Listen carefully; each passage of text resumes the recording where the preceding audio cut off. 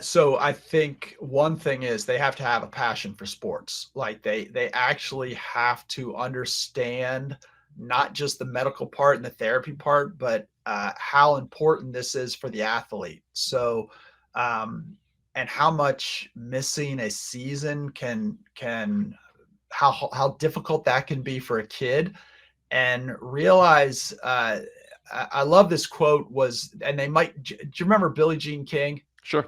So famous tennis player, when she won Wimbledon, like, or US Open or something the first time, there was a writer named Frank DeFord who actually went to my high school, and she said, Frank, you would have no idea what it feels like. And he was like, no, I know exactly what it feels like, because he won the 8th grade Baltimore City baseball championship when he was in 8th grade, because that was his whole world. So if your whole world is the MIAA championship lacrosse game, or the Anne Arundel County championship lacrosse game, or the state tournament, that's a big deal, and you don't want to miss that game. So you don't want a therapist saying, like, you know what, you need to rest this injury so you can be 100%, when maybe you can rest tomorrow after the state championship game. You Yeah. never want somebody to cause more harm for a youth sport or a college sport. You don't want people to miss out on life in their 40s because of something they did when they were 17.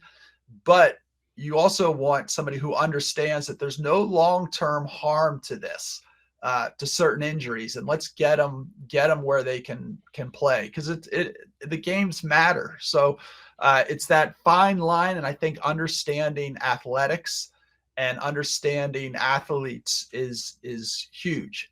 And I Yeah. also think understanding those concepts of coaching, of rehabbing, and using those same concepts to communicate with your non-athletic patients is beneficial. Yeah, that's such a great answer. Such a great answer to the question.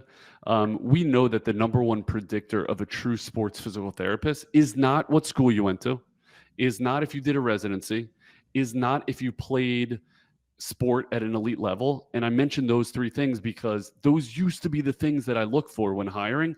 And I have totally gone away from that. And it is the number one predictor is, are you thrilled to be here?